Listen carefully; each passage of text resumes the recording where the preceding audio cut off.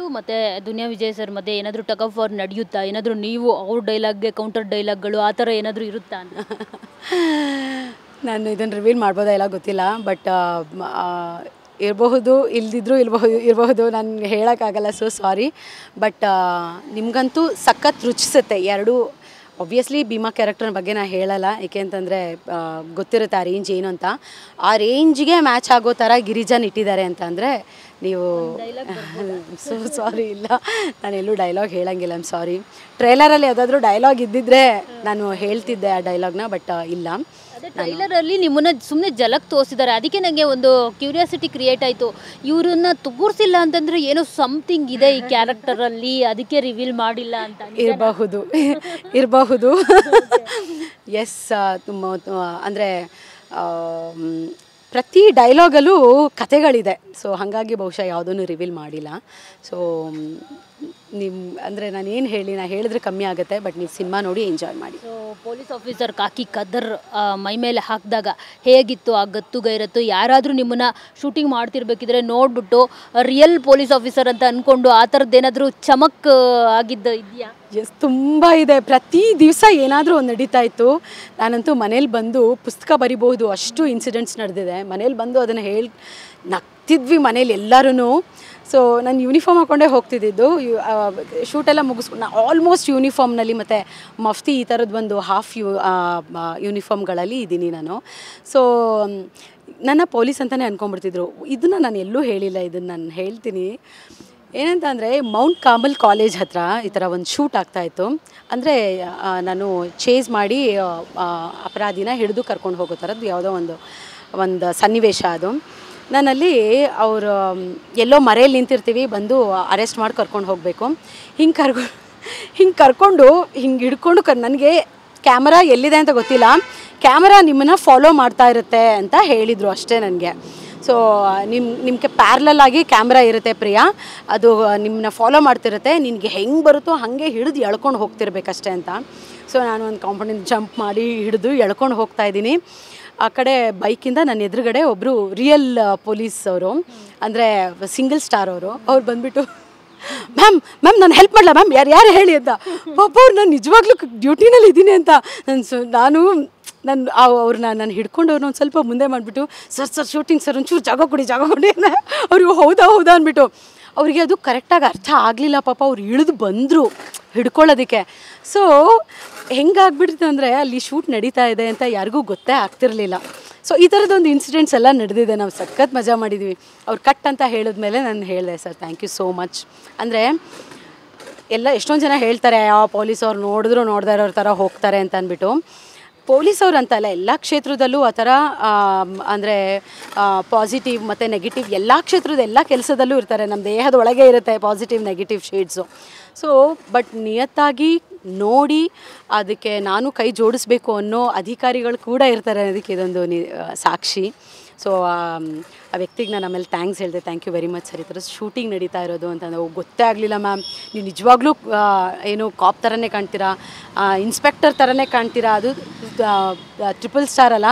So ಅದು ನೋಡಿ ಅವರು ಮ್ಯಾಮ್ ಅಂತ ಅಂದ್ಬಿಟ್ಟು ಗಾಡಿನ ಸ್ಲೋ ಮಾಡಿಕೊಂಡು ಅವನ್ನ ಹಿಡ್ಕೊಳ್ಳೋಕೆ ಟ್ರೈ ಮಾಡಿದ್ರು, ತಪ್ಪಿಸ್ಕೊಂಡ್ಬಿಡ್ತಾನೆ ಅಂತ. ಸೊ ಇದೆಲ್ಲ ಬ್ಯೂಟಿಫುಲ್ ಇನ್ಸಿಡೆಂಟ್ಸ್ ಆ್ಯಕ್ಚುಲಿ. ಈ ಡ್ರಗ್ ಮಾಫಿಯಾ ಬಗ್ಗೆ ನಿಮ್ಮ ವ್ಯೂ ಏನು ಅಂತ?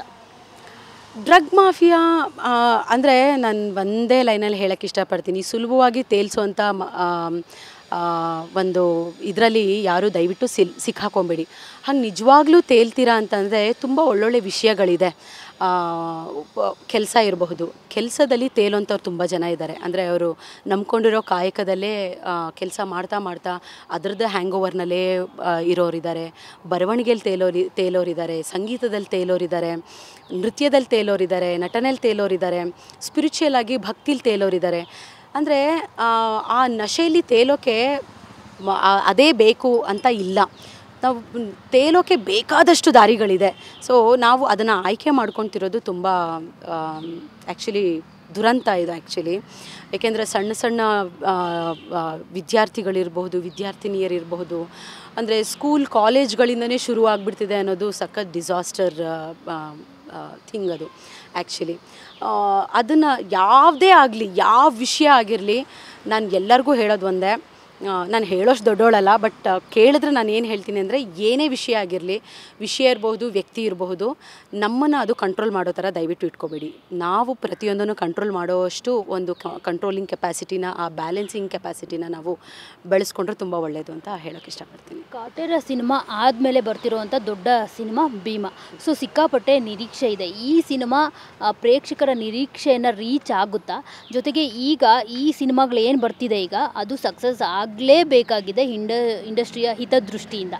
ಸೊ ಇಂಡಸ್ಟ್ರಿಗೆ ಒಳ್ಳೇದಾಗಬೇಕು ಅಂದರೆ ಈ ಸಿನಿಮಾಗಳು ಕ್ಲಿಕ್ ಆಗಲೇಬೇಕು ಅನ್ನೋ ರೀತಿ. ಸೊ ಏನು ಹೇಳ್ತೀರಿ? ನಾನು ಇದು ಆ್ಯಕ್ಚುಲಿ ತುಂಬ ಸೂಕ್ಷ್ಮವಾದ ವಿಚಾರ. ಇದನ್ನು ಹೇಳಬೇಕಾ ಬೇಡವಾ ನನಗೆ ಗೊತ್ತಿಲ್ಲ. ಬಟ್ ಇದು ಎಲ್ಲ ಏನು ನಡೀತಿದೆ, ಸಿನಿಮಾಗಳು ಬರ್ತಿಲ್ಲ ಅನ್ನೋದಂತೂ ನಾನು ನಂಬಲ್ಲ ಆ್ಯಕ್ಚುಲಿ. ಯಾಕೆಂತಂದರೆ ಸಿನಿಮಾ ಬರ್ತಿಲ್ಲ ಅಂತ ಹೇಳುವಾಗ ಪ್ರೇಕ್ಷಕರು ಇರ್ಬೋದು ಅಥವಾ ಸಿನಿ ಪ್ರಿಯರಿರ್ಬೋದು ಪರ್ಟಿಕ್ಯುಲರಾಗಿ ಮೆನ್ಷನ್ ಮಾಡಬೇಕು. ಏನು ಅಂತಂದರೆ, ದೊಡ್ಡ ದೊಡ್ಡ ಸ್ಟಾರ್ ಸಿನಿಮಾಗಳು ಬರ್ತಾ ಇಲ್ಲ ಅಂತ ಮೆನ್ಷನ್ ಮಾಡಬೇಕಾಗುತ್ತೆ. ನಮ್ಮ ಕನ್ನಡದಲ್ಲಿ ಸಿನಿಮಾ ಬರ ಇಲ್ಲ ಮ್ಯಾಮ್. ಇದನ್ನು ನಾನು ಸಿನಿಮಾ ಬರ ಆಗಿದೆ, ಕ್ಷಾಮ ಆಗಿದೆ ಅಂತ ಏನೇನು ಪದಗಳು ಬಳಸ್ತಾರೋ ನಾನು ಇದನ್ನು ಒಪ್ಪಲ್ಲ. ಏಕೆಂತಂದರೆ ಒಳ್ಳೊಳ್ಳೆ ಸಿನಿಮಾಗಳಿದೆ. ನಾವು ಏನು ತೆಲುಗು, ತಮಿಳ್, ಇಂಗ್ಲೀಷ್ ಅಂತ ಸಿನಿಮಾ, ಮಲಯಾಳಂ ಸಿನಿಮಾಗಳಂತ ಅದರ ಹಿಂದೆ ಬಿದ್ದು ಹೋಗ್ತಾ ಇದ್ದೀವಿ. ಏಕೆಂದರೆ ಬುಕ್ ಮೈ ಶೋ ಓಪನ್ ಮಾಡಿದಾಗ ಕನ್ನಡ ಸಿನಿಮಾನೂ ಇರುತ್ತೆ. ಅದನ್ನು ಸುಲಭವಾಗಿ ನಾವು ಮುಂದಕ್ಕೆ ಹಿಂಗೆ ತಳ್ತೀವಿ, ಬೇರೆ ಯಾವ ಸಿನಿಮಾ ಇದೆ ದೊಡ್ಡ ಸಿನಿಮಾಗಳು ನೋಡೋಕ್ಕೆ ಅಂತ. ಬಹುಶಃ ದೊಡ್ಡ ದೊಡ್ಡ ಸಿನಿಮಾಗಳ ಬರ ಇರಬಹುದು, ಬಟ್ ಒಳ್ಳೊಳ್ಳೆ ಸಬ್ಜೆಕ್ಟ್ ಇಟ್ಕೊಂಡು ಒಳ್ಳೊಳ್ಳೆ ಕಂಟೆಂಟ್ ಇರೋ ಸಿನಿಮಾಗಳಿದೆ. ಹೆಜ್ಜಾರ್ ಇರಬಹುದು, ರೂಪಾಂತರ ಇರಬಹುದು, ಆಮೇಲೆ ಬಂದು ಹೋದಂಥ ಬ್ಲಿಂಕ್ ಇರಬಹುದು, ಅಥವಾ ಶಾಕಾಹಾರಿ ಇರ್ಬೋದು. ತುಂಬ ಸಿನಿಮಾಗಳು ಕನ್ನಡದಲ್ಲಿ ಹೆಸರು ಮಾಡಿದಿದ್ರೆ ತುಂಬ ದೊಡ್ಡ ಹೆಸರು ಮಾಡ್ತಿತ್ತು. ಯಾಕೆ ಗೊತ್ತಿಲ್ಲ, ಇಂಥ ಒಂದು ಸಿನಿಮಾ ಬೇರೆ ಭಾಷೆಯಲ್ಲಿ ಬಂದರೆ ನಿರೀಕ್ಷೆನೂ ಮೀರಿದಷ್ಟು ಒಂದು ರೆಸ್ಪಾನ್ಸ್ ಇರುತ್ತೆ. ಸೊ ನಮ್ಮ ಕನ್ನಡ ಸಿನಿಮಾದಲ್ಲಿ ಬಂದಾಗ ಅದನ್ನು ನಿರ್ಲಕ್ಷ್ಯ ಮಾಡಿಬಿಡ್ತಾರೆ, ಯಾಕೆ ಅಂತ ಗೊತ್ತಿಲ್ಲ. ಸೊ ದೊಡ್ಡ ಸಿನಿಮಾಗಳು ಅಂತ ಬಂದಾಗ ನಾನೇನು ಹೇಳೋಕ್ಕೆ ಇಷ್ಟಪಡ್ತೀನಿ ಅಂತ ಅಂದರೆ, ಸಲಗ ಬರುವಾಗಲೂ ಇದನ್ನು ಎಲ್ಲ ಕಡೆ ಹೇಳಿದ್ದಾರೆ. ಒಂದಷ್ಟು ಅಂದರೆ ಜನ ಇನ್ನೂ ಆಗಷ್ಟೇ ಹೊರಗೆ ಬರ್ತಾಯಿದ್ರು ಕೋವಿಡಿಂದ. ಸೊ ಆ ಟೈಮ್ನಲ್ಲಿ ಸಲಗ ಬಂತು, ಎಲ್ಲರನ್ನ ರಂಜಿಸ್ತು. ಕಾಟೇರ ಬಂದ ಟೈಮು ಅಷ್ಟೇ, ಕಾಟೇರ ಟೈಮ್ನಲ್ಲೂ ಅಷ್ಟೇ ಇಂಡಿಪೆಂಡೆಂಟ್ ಸಿನಿಮಾಗಳ ಸಂಖ್ಯೆನೂ ಸ್ವಲ್ಪ ಕಮ್ಮಿ ಇತ್ತು ಆ್ಯಕ್ಚುಲಿ. ಸೊ ಆ ಟೈಮ್ನಲ್ಲಿ ಕಾಟೇರ ಬಂತು, ಅಬ್ಬರಿಸ್ತು. ಸೊ ಈಗ ಸ್ಟಾರ್ ದೊಡ್ಡ ದೊಡ್ಡ ಸಿನಿಮಾಗಳು ಏನಿರಬಹುದು ಎಲ್ಲ ಭಾಷೆನೂ ತಗೊಂಡಾಗ ಓವರಾಲ್ ಎಲ್ಲ ಭಾಷೆಯಲ್ಲೂ ದೊಡ್ಡ ಸ್ಟಾರ್ ನಟರ ಸಿನಿಮಾ ಕೊರತೆ ಇದೆ. ಸೊ ಆ ಒಂದು ಕೊರತೆ ಟೈಮ್ನಲ್ಲಿ ಭೀಮಾ ಬರ್ತಾ ಇದೆ, ಭರ್ಜರಿ ಅಬ್ಬರಿಸಿ ಬರ್ತಾ ಇದೆ, ಭರ್ಜರಿಯಾಗಿ.